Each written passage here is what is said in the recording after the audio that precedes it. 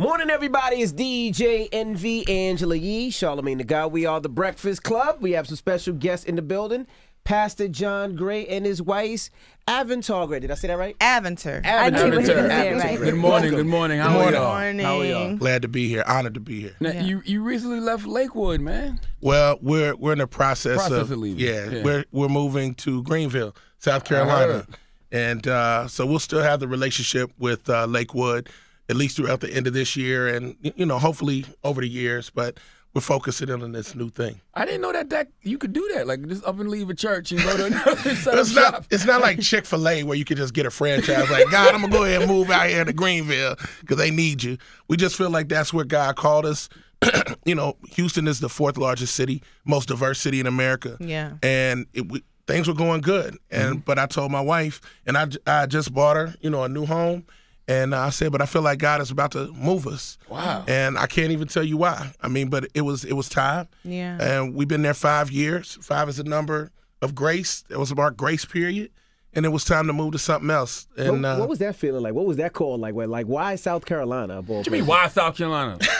Monk's Corner in the house. But why, what was that called for South Carolina? Well, honestly, I've always had a heart for smaller towns. I grew up in Cincinnati. And my wife's from Dothan, Alabama.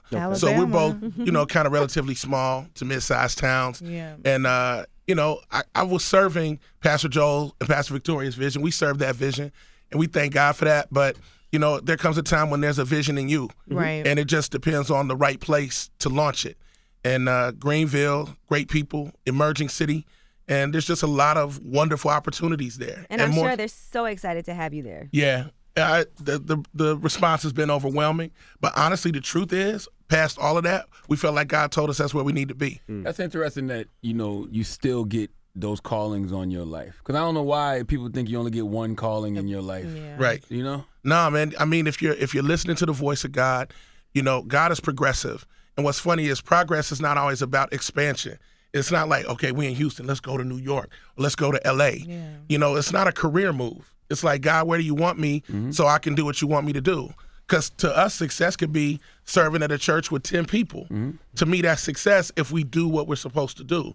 It's not about the biggest crowd. It's a lot of people that want crowds. I never wanted a crowd. I've never wanted a crowd. I never wanted the microphone. I'm called to it. And I think that's why God trusts us with it, So I'm excited about it. Plus, I love the mountains and creeks. I want to go fishing. I'm a real chill guy. I just want to watch basketball. Occasionally, put my feet on the wood. There you go. I want to watch. Play basketball? Yeah. You play? No, I'm called to watch. He wants to sit watch. courtside. Yeah, He wants to sit courtside. I'm not called to play. This body is not built. I know You're blessed with the ability to have these courtside seats. Yeah, that's it. I'm blessed with courtside ministry. Man, why you do that to me? I'm just saying, no, let's keep it real. We watch. We love. Now what I've been talking to kids a lot lately, and kids are having a hard time right now believing in God. I know, man. For everything that's going on. What do you say to those kids out there like that? Well, I think the problem is the people that have said they represent God don't have God's heart. Yep. And so my thing is, if you don't have his heart, don't use his name. What we've seen is a lot of what I call velvet rope ministry, where, if you're a certain pedigree or you have a certain level of status, people give you more access or that kind of thing. But the Jesus that I see in the Bible was a man who touched lepers, then he healed them.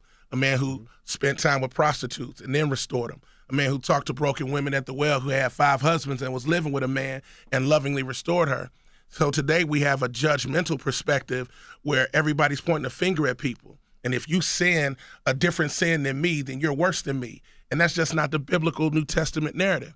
Everything about Jesus was humble, serving, and non-self-seeking. And if we had more people that were about meeting the needs of others, reaching the poor, the dispossessed, the marginalized, the disenfranchised, and social justice is a part of the Bible. You can't run from it because he abhors people who hurt the poor.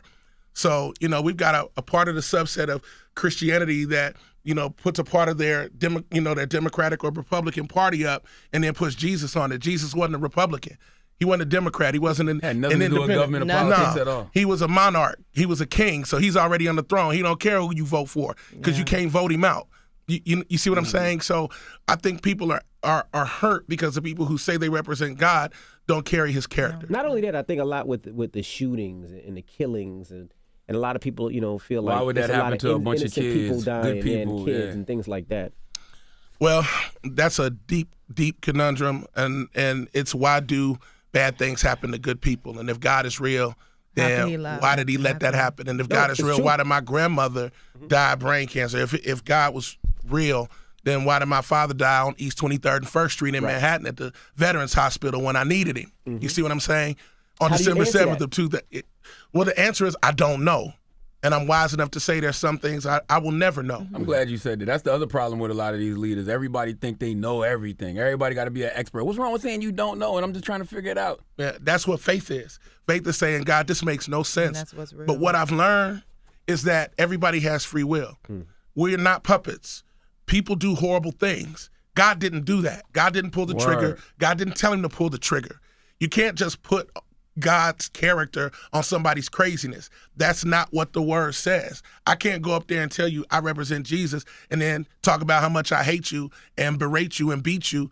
That's not what Jesus was. I don't get to put his character on my bad behavior. Right. You see what I'm saying? So there are some things that God had nothing to do with. We are autonomous human beings who make horrible decisions, and sometimes we make great decisions. Yeah, sometimes we submit our will to God, and sometimes we submit our will to the devil. That's it. That's how I feel. I'm with that. Well, your new season of the Book of John Gray is starting Saturday on OWN. So what can we look forward to? Because I know last season was pretty explosive to watch. I enjoyed watching that a lot. Tammy Roman was on there.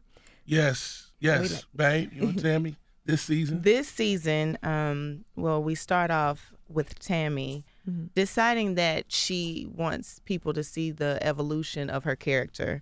Of course, she's pretty much known for Basketball Wives and Smoking Newports down to the filter. And the Bonnet Chronicles. Bonnet Chronicles. Yeah. all of those Bonnet amazing things that make her who she is. However, she's thinking about legacy now. She's thinking about what she can leave to her girls.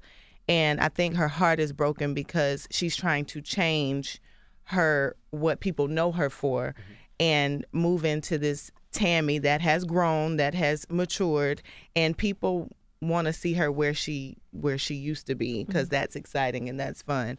So she's pretty much getting attacked for trying to change and shift. And basically we're just speaking life to her, trying to figure out why she's so broken, why she's so easy to pop off. But everybody has those pain moments in their history that make up the way they see life and their worldview. And so I think this unveiling of Tammy being honest with herself about what actually hurt her and why she responds to those triggers so easily is something that people can relate to. And that's what you'll be able to see in the very first episode. And we've been working with Tammy a little bit. So she's trying, but just like all of us, we all have two sides. We have the good one and we have the bad one. Like The you ratchet said, and the righteous. Let's the go, one man.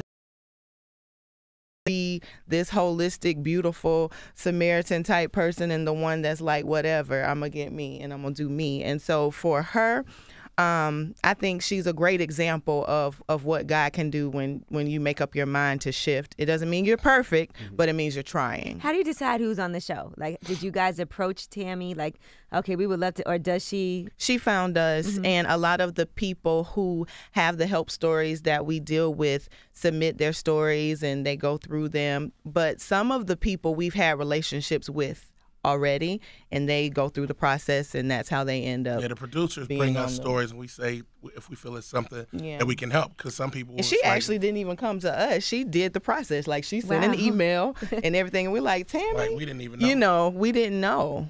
And she's from Houston, right? Isn't she? She lives She here. lives in lives in I'm from Houston. Jersey. Yeah, she's from up here. No, she's No. from here. Okay, Yeah, but she's she from lived up in north. Houston. But Every But time I she go to does, Houston, she I does always have a like, home in Tammy. Houston. Well, who do y'all go to when y'all need couples therapy or a little counseling or advice? We have There are a couple. Yeah, we There are have a few people. we have a couple folk. We've got a marriage counselor that we see out of Houston, and he's been walking with us for some years now. I've got a couple of men that I speak to. Dr. A.R. Bernard out Okay. of CCC in Brooklyn. Dr. James Mormon, a pastor out of Southfield, Michigan. These are men who aren't impressed with me or my gifts. They don't care nothing about what I do, and they'll tell me the truth, stuff I don't want to hear. Because the reality is, celebrity Christianity, those two words don't even make sense. Right. You know, all of this is favor, and so it's an illusion. And if I get caught up in any of this and I start wearing sunglasses at night, then I done drink the Kool-Aid. You know, when you're a pastor but you can't speak to people, something's wrong. Right. When you're a pastor and you feel like you're entitled, something's wrong.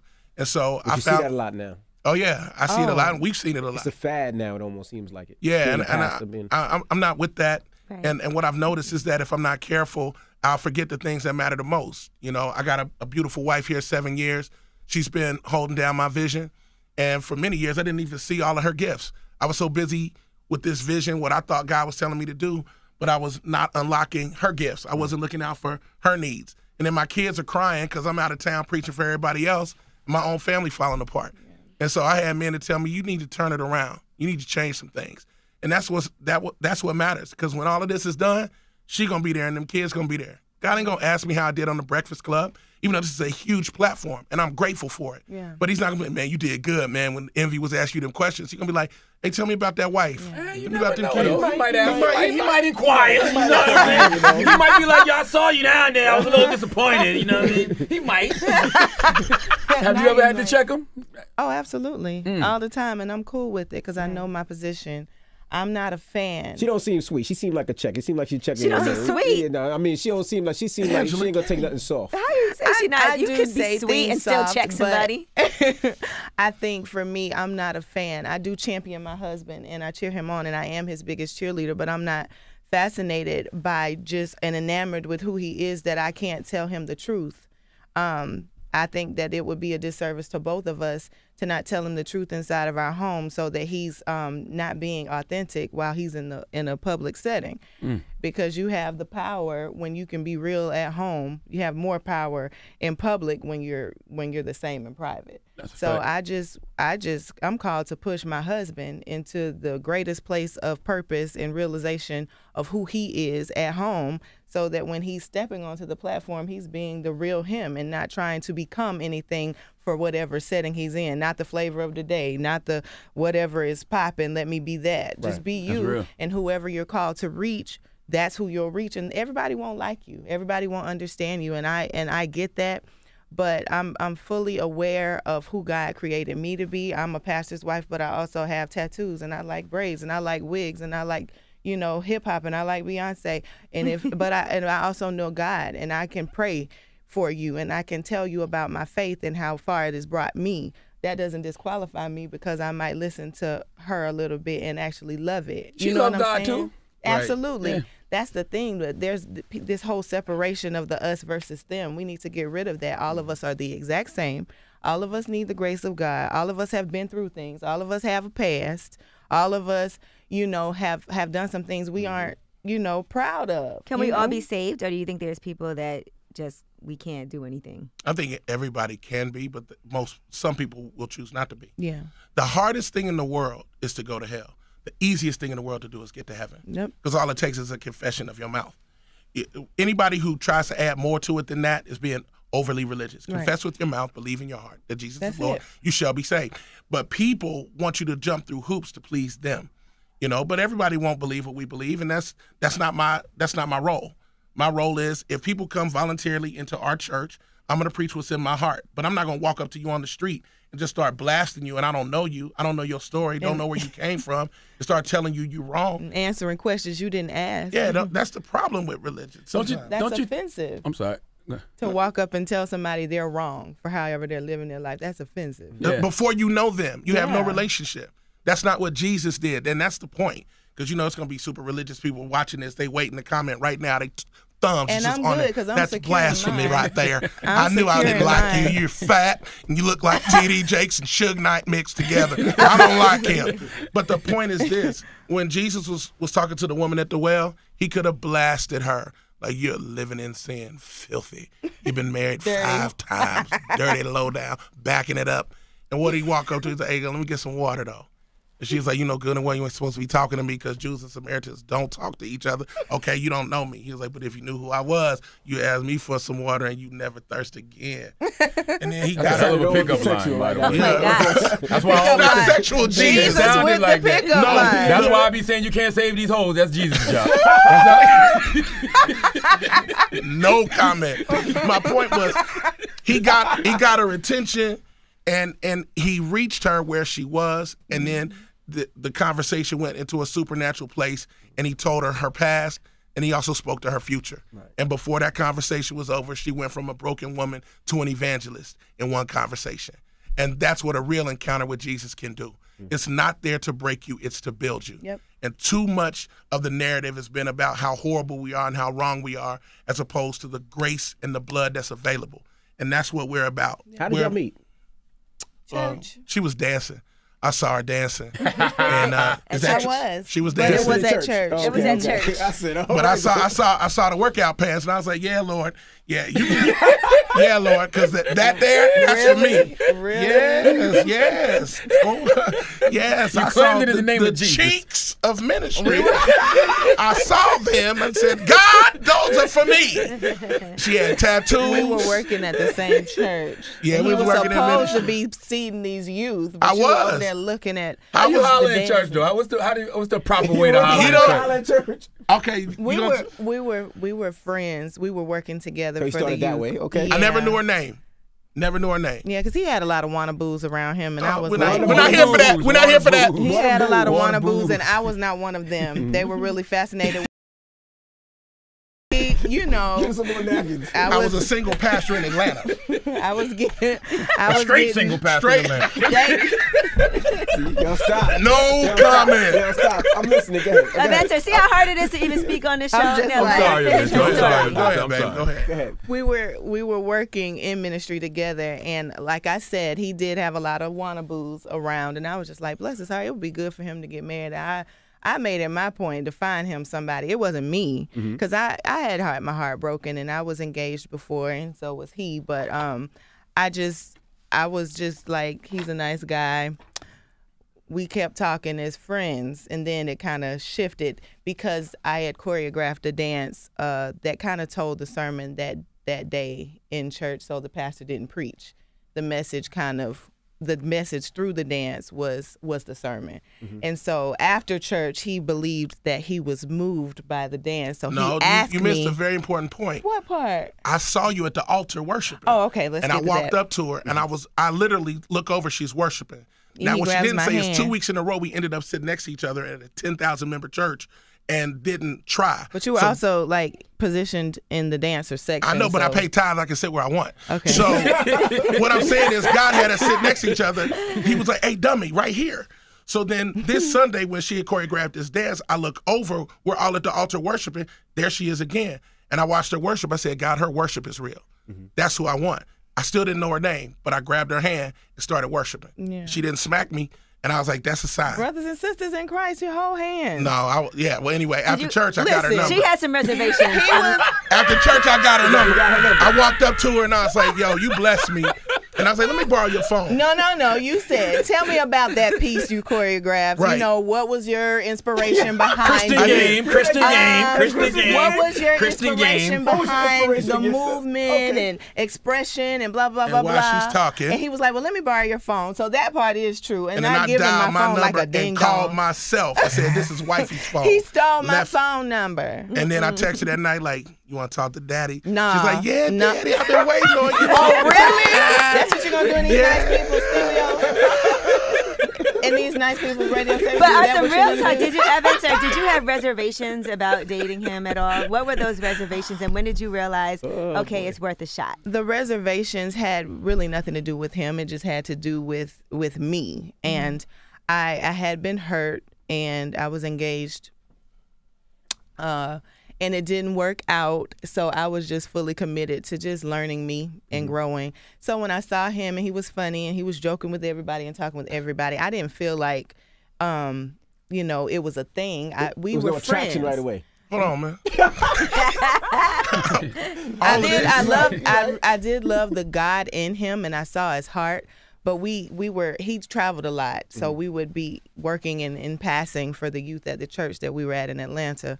So I feel like we had a few conversations, and they kind of grew and evolved into some other things where we were discussing our thoughts about life, family dynamic, just where do you see yourself, what happens. And I don't think it was game at all. I think that since I wasn't so overwhelmingly like just positioning myself to be in front of him like I had seen so many people. And I mean, no knock to them if that's what they felt like they needed to do. I was just falling back. But we were she was also in school getting her 3rd degree. Yeah, I was in school, so I didn't really have a opportunity to just be out trying to figure it out, especially after, you know, having heartbreak that I had experienced. I was very hurt because I had planned a wedding. I had the dress. Whoa. You know, and the bridesmaids had dresses. So it was like a canceled wedding after everything was, you know, there's no way that I could foresee that it was going to end the way it did. So my feelings were hurt, but he was my friend. And what point did you pray on it? At what point did you pray on this? I will tell you, after the first conversation, I prayed if I should have another conversation because I was like, listen, Jesus, I don't have time for any games or any foolishness. Help me to identify if this is just, you know, somebody who's my friend or if this is somebody I can grow with. I didn't get an answer immediately, but I decided to entertain more conversation, and then we discussed stance and on our positioning about, you know, sex before marriage and all of that kind of stuff, because I needed him to know right off the top that we weren't doing that because I had chosen to save myself. I was not a virgin when we got married, but I had a couple of encounters. However, oh my God! You ain't see the quick prayer she said just now. She was. However, if you want a different outcome, you do something different. And I had recommitted myself to the Lord, and I told him up front, you know, and then I learned of his stance. So that was a real big relief to be like, okay, I'm not gonna have that pressure. Well, how long, so I can get to know until I got married. It was quick. It was quick. We don't need to be playing with it. 5 days. So it was October of 2009 when I started getting serious about her. In January of 2010, I asked her to go meet her family. And then I asked her to be my girlfriend April 17th. And asked me to marry and then you I asked her to marry me July 17th. And then we got married December 11th. So and it's we like had a little negative over a year. So you over a same year. year. Over a year. Yeah. So we had negative $11 in the bank when we went to Hawaii for our honeymoon. And I could cry right here and like because an envelope of cash. An envelope of cash from the gifts. wedding. We opened up all them cards before we got on that plane. Shaking them like, oh, really? When you got to swipe your credit card on Faith, you know you struggling. Like, let it go through. It was like transmitting, so see, processing. Help me, Jesus, receiving. You know, and it's like I think about where we were and where we are now, and how good God's been. And you know, like she said, she was engaged. I gave her the best ring I could then. Show him that rock now. I don't never brag, but just go and show him. What 7 years and 2 kids What God can do. All right. No, don't show Look it. what God can do. Show him Look what at 7 God. years and 2 kids God. will do. Huh? Let's go. How did the church look at you guys? Because I mean, nice rock, nice watch. I seen your jacket when you walked in. I got that for him. Yeah, though. my I wife worked hooked me hard up. for that. My wife I hooked me worked up for on I that. couldn't find that. 'Cause I jacket. wanted, What kind of I jacket wanted is to it? bless I couldn't him. find that jacket. Louis Vuitton It's a Supreme. Supreme. It was a Supreme Louis Oh, Vuitton. okay. They only made a couple of them. I couldn't get one. I couldn't get one. So, I might just bless you. But it is this. wait. What did he say? What did he say? I might just bless you. The Lord didn't say that. I worked hard for that. I worked How hard do for had to that. get how the do people connects. look at you guys with some of the stuff that you guys have? Okay, so he's also a writer. I'm a writer. This isn't church money. He travels and He got a TV show. And I also he has have a book. He has a book. He's directed a short film that won a few competitions. So there are other streams of income. You get paid for speaking engagements. Yes. Yeah, but the book has been very kind. I mean, my book happened to come out at the same time as someone else's book that was a New York Times bestseller. So some of my sales were carnivorously taken by And God is in the blessing author. business, man. You know God is in the blessing business. He's spreads It's a it around. phenomenal book, man, Thank and you, I'm sir. so happy for your success. Thank you, sir. But for me, I don't do anything for me. I might get an occasional pair of Jordans, but everything I do is for my wife and my kids. I work hard because I do want to bless her. And She we gave give me- away a lot. Yeah, but she gave me 2 kids in 11 months. She lost her thyroid behind, being pregnant that fast. So she's literally laid her health down. She's been the biggest advocate for any dream and vision I open my mouth to. She works till 3 a.m, gets up at 6, so the kids have everything they need. She's the COO. She runs this whole thing. So I'm not going to sit. Don't do that, girl. In the Breakfast Club, you might get all right. But so what I'm saying is, it's nothing for me to want to bless her. Right. It's just stuff, but I want to honor her. You know what I'm saying? Because she's given her life for my vision. So it's a ring, but it's my expression. It's what I call the gas station ring. So when you at the gas station and I'm not there, and a dude try to holler at pump 12, when he see you pumping with that, same way. he know. I gotta come correct, Right? Or I'm not coming at all. Exactly. Aventa, I got to ask you this because you've been talking about how the first engagement didn't work out. And I'm sure, as you kept saying, you were heartbroken. A lot of people go through that. They go through relationships, they're heartbroken, but it's setting you up for something bigger, a bigger blessing. Absolutely. Why did Well, I it gotta not be work bigger. out? Come on, man. Stop making jokes about Pastor Gray's work. Man. That's messed up. Why would you say that? Shut up. You didn't have to say it. You could have just said better. What did you say? So wait, 'Cause what? he's just I'm completely- ignoring him. I'm good at ignoring him. So what exactly happened that everything was paid for, dresses and all of that it didn't work out? Well, okay. So you know that saying about when it's truly over, you should pay attention to that. My brother passed away from lung cancer. He was 34. I was at FAMU, and my ex he had a couple of encounters that didn't involve me. So I was done with the relationship, and we decided to be friends. However, when my brother passed away, I fell back to what was familiar. He was a good advocate for helping me wake up, go to school. You got to comb your hair. I was broken because my brother and I were super, super close. So it kind of like restored the relationship without saying that was what was happening. And then somebody was having a baby and it wasn't me. Oh, Wow. So it's okay. Ooh, okay. So It was good. even when y'all talk about marriage counseling now, like a lot of people think you go to marriage counseling when something's wrong, but y'all just go to keep things healthy. Preventative You have to measures. go. You have to keep going, because if you don't, the small issues become big. They're called wedge issues. Just like she's got some wedge heels, I'm learning. So they start small and they get big. So a little issue, if you don't get it then, becomes big. And what I've learned about us, we're 0 to 100, which means it's either all good or it's just explosive. Because I'm a communicator, but I'll hold things in because I don't like confrontation. But if I get to a confrontational point, I bring up everything that I was offended by chronologically. I'm the same way. Right. The You see damn what I'm race. saying? Things that you remember, it just goes and it don't be the right place. You're like, It why don't didn't be you things bring we're it up talking then? about. Right. Exactly. And then it's unfair because the actual issue at hand never gets Never gets addressed addressed, right. because you've pulled back something that you didn't bring to the surface when it happened so you could move forward from it. And it's unfair to unload on somebody something that they didn't even know that you were Right. upset about. That's real. And there are places of pain that she had before she married me. And he did as well. So that's the things you have to identify. When you're marrying a person, you're marrying who they want you to see. But there are some things in their past that may not get addressed because you cannot address every single thing before you get married. They may come up, and once they come up, you don't know how you're going to act until it's time to act. You know what I'm saying? You can possibly have a narrative in place where, well, if this happens, then I will. But there's no way to formulate all of those situations before you get married. So when you marry a person, you marry them for the good and the bad that may come with, or something that may come up a little bit later. Because I have a worldview based on how I was raised. I was raised with both of my parents. They'll be married for 49 years in a couple of weeks. And my husband is a product of a divorced home. Does it make me better than him? No. I saw marriage. He saw single mother. So we're trying to formulate our own situation. Like, he gives me what she gave him, and I give him what they gave me, and then we decide what we're going to do for ours. So a lot of people don't take the time to process that. And we don't always agree.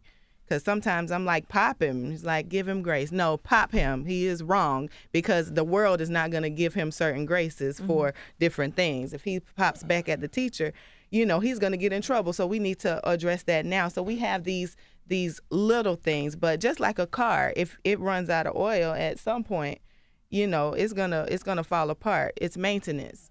Even good marriage is needed. Absolutely. You have to restore. You have to reset, especially with the busyness of our lives. If you don't stop and take time to reset and restore and refresh and just get to know one another versus where do we have to be next, what airport or what hotel are we staying in, What then are the kids doing? My the wife got whole my- conversation becomes that And versus my wife got my kids all in all these extracurriculars. My daughter ice skate, dance. My son plays basketball better than me. He's 5. That's embarrassing. and the piano. Yeah, and he plays piano. So And he You says know. he wants to be an astronaut. Yeah, he wants to be an astronaut. So my son's a miracle. You know, they thought he wouldn't live. Yeah. You know, he had sleep apnea. Sleep apnea, so he almost died. And they're like, he's not gonna talk. This, that, and the third.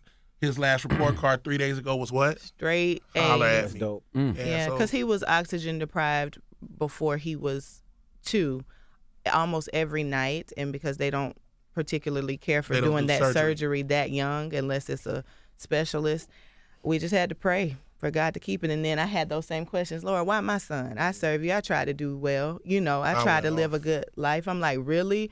And our son has to be the one to go through this? So, you know, but I know he gave us that testimony to tell somebody else Absolutely. about it. But he's a miracle. He is talking, and he's smart, and he's Talk a nothing lot.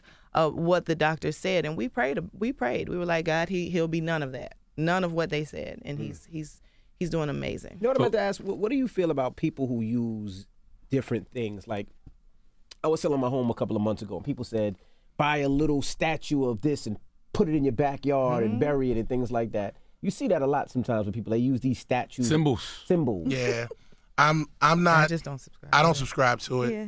I didn't do it. I was scared. Not even the cross? I mean, I don't wear a cross. I'm not opposed to the cross, but if I was going to wear something, I'd rock an empty tomb because that, to me, is the finality of my faith. I'm grateful for the cross, but the cross is by itself not enough. It's the empty tomb that seals it for me. But I'm not opposed to the cross, and I understand what it means and what it symbolizes. But you know, people have their own ideas about things, and you know, I don't have anything to say one way or the other about it. I don't think you should make an idol out of anything. You see what I'm saying? Yeah. But you know, putting something in the backyard. For good luck or some whatever. Yeah, It's I not don't really a believe big in deal. luck. Do that a lot. I don't believe in luck because I just believe that it's in the hands of God. Yeah. I've seen too Everything. many things happen. I think I shared before. You know, my mother was diagnosed end-stage pancreatic cancer, stage 4. No surgery, no chemo, no radiation. It's over. You got 3 months. She looked at the doctor and said, "I'm glad you said I have no hope. Now you can't get credit when God heals me." Even I thought she was crazy. I was there. I saw the test results. Your liver is ravaged. Scratched. Your pancreas has, lesions. Right. You're gonna die. She was like, "I'm not gonna die. God told me." I was like, Not "You've been from in, this. She You've been was in like, church I won't too die long." from this. Yeah. That was June 23rd of 2011. She went into surgery June 27th. They searched for 3 hours, and the cancer that was there on June 23rd was nowhere in her body 'Cause we on prayed June and prayed and 27th. prayed. That's crazy. Wow. Now I'm not telling y'all what to believe. She didn't bury but anything in the backyard. You can't tell me that her God is not real, because I saw that with my own eyes. Wow. So like when people talk about miracles, I can't make you see what I see, but there will never be a moment while I'm breathing that you can talk me down from Jesus, because I saw it with my own eyes. But then there's people out there who got cancer right now that be like, man, please. I've been praying and praying and praying and praying, and I still got it. And people I know. love still got it. I know, and that's the part that hurts, because my mother's mother didn't get her prayer answered. Yeah, she had the Right. brain You cancer. see what I'm saying? Yeah. And my brother died from lung cancer, and we believe for his healing as well. But here's the thing: God's will is going to be accomplished. Obviously, 34 years was enough for the purpose that my brother had to be accomplished. So I have to be okay with that, and I have to reconcile the fact that whatever he accomplished in the 34 years, whatever mark he left a 4-year-old son who is now getting ready to graduate from high school. He hasn't had any run-ins with the law. He hasn't been in any trouble. He's graduating with honors, and he can extend that legacy. So Right. I have to be cool. I miss my brother daily. I miss him. I do. He's the one that introduced me to hip-hop. I was rapping Run DMC at 6 because we were 12 years apart. He was 18. And he gained his healing on the other side, so my prayer did get answered. I asked for him to be healed. It wasn't the way I thought. So he was healed on the other side. And I feel like whatever he was set to accomplish in those 34 years of life, he did. And I'm good with that. So that's what I say. I believe everybody gets the healing. It just means one way you're still here on earth to talk about it, to have people increase their faith and they believe. Sometimes it will work out in your favor, and other times it will work out the way God wanted it to be. So obviously 34 years again was enough for him, but he still got his healing. That's how I see it, and that's how we have to view it. Because you're right. There are people who are like, man, I hear the story about your mom, and that's cool for you, but my mom didn't make it. And that's what I tell my husband when he tells that story. Yes, well, I don't have that same testimony over here, and I'm with him, and I'm standing believing the same thing, but we have two very different realities. He gets to look at his mom, and I don't get to look at my brother living, but I do get to see him and the nephew that he left behind. And I do get to extend the legacy that I know he had for his love of music and just reaching people and loving people. Because sometimes I don't even know why I love people so much, but I'm like, okay, that's that seed that I'm still carrying from my brother inside of me. I got one more question for you, Go. You know, last year you did a Super Soul session, and you talked about the bridge, which was a message for this divided country that we're in right now. So you could tell people a little bit about the bridge? Yeah, the bridge is really my heart. I think it's the heart of what me and my wife do. The bridge is basically the meeting point between two places that wouldn't normally connect. For me, I feel like we are more divided than we have ever been since the 1950s and 60s. It's clear. We are more isolated, more insular, more angry. We're more vitriolic. We have less patience, less grace. We are on the edge. The political and the social upheaval of the last 18 months has taken its toll. And so the bridge is the place where I'm able to meet with people that don't look like me, don't think how I think, and maybe we don't agree, but at least let's find some common humanity so we can push the conversation forward. So for me, the bridge, our nonprofit organization, is called Become the Bridge. That was our avenue to reach people after the hurricane initially in Houston. So we gave resources to as many people as we could. But it wasn't just that. The Become the Bridge is about, you know, connecting and engaging culture. And it ain't just about people who think how we think. Or it's not like all Christians come hang out. It's like, let's go. If you have a need, we're going to meet the need. So I don't care what you believe, who you love, what you think. You're welcome at our table. And that, for me, is a far cry from some of the more conservative theology that people espouse. Because it's like you need to only hang with people that think like you and look like you. And I defy that notion. I do too. It's like what Jesus have when everything happened with Hurricane Harvey in Houston. It's like, were you really going to pull up with your boat and be like, who did you vote for before you get in my boat? Really? Or do you believe in Jesus Christ? Because if not, you can't get in my boat. That's not what he would have done. You know, Buddhist, atheist, whoever you are, gay, straight, whatever, get in the boat. We're all here trying to work this out together. Are you kidding me? Who's going to wait and be like, now, if you don't show up at my church on Sunday, promise me that you're going to pay me X, Y. You know, all of that is ridiculous, and we're here to cancel that. We're not doing that. That's what Become the Bridge is, and you lay yourself down so people can come across. Because we have people who are still waiting on help in Houston right now who don't look like us because they may be in the country illegal, but we were taking things and we were helping get resources to them. Because we're all hungry, we're all in need, we all need help. And we all God's children. Yeah. Everybody. When you talk about undocumented immigrants, and that's one of the big things in the church, you know, they voted, a lot of conservative people voted for a particular candidate, and I find it interesting that they're really strong on immigration, but Jesus left Israel and he was in Egypt as an immigrant, and he had to come back. And it's funny that their Savior was an immigrant. So you're against immigration, but your Savior was an immigrant because he had to go to Egypt. Yeah, Yeshua HaMashiach had to go to Egypt to flee political and spiritual persecution. And so until that war-ravaged moment was over, he couldn't come back to Israel. He had to go to Egypt. So the point is, it's funny that Jesus was an immigrant. He had to leave political and spiritual persecution from Herod. But we don't hear that part coming from people who are against immigration. But they're sitting in church. Where that sermon at? Right. I need that sermon. Jesus was an immigrant. I know you about to put that together. Yeah, I'm about to put it together. I was about to say they're not going to like it, but well. Leave us on a prayer. Lord, I want to thank you for the Breakfast Club. I want to thank you for Angela, DJ Envy, Charlamagne. I want to thank you for their influence and for the people that work with them. And more than that, for the people that listen. People will listen to them that won't ever come to a church. So I'm grateful that you allowed Aventure and I to speak on this platform. I pray that you bless their lives, their hopes, their dreams, and all of their listeners with whatever it is they're called to do. And I'm praying for this nation that you will allow healing to begin through conversation and dialogue and break the back of all of these spirits that have tried to keep us apart. And Jesus, I thank you for the opportunity. Let them all live long and prosper well. In your name I pray. Amen. Amen. Amen. Damn, I Thank felt you. that one. I did too. Jesus ain't sending that one to the spam folder. Well, the Book of John Gray season 2 starts on Saturday on OWN. That's so we'll right. be watching. 10 p.m. 10 Eastern. p.m. Is there 9 one p.m. story in particular that stands out to you, just so we know that I could look out for it for this season? Ooh.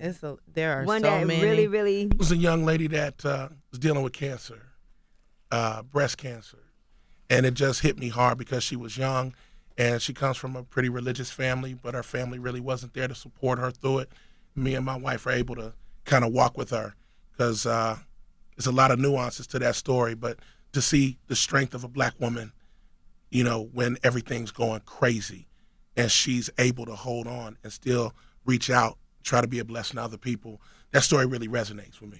All right. Thank you for guys joining so us, much. guys. Thank Thank you. y'all. Mrs. you. and Mrs. Mr. and Mr. Pastor John Gray. Thank you, guys.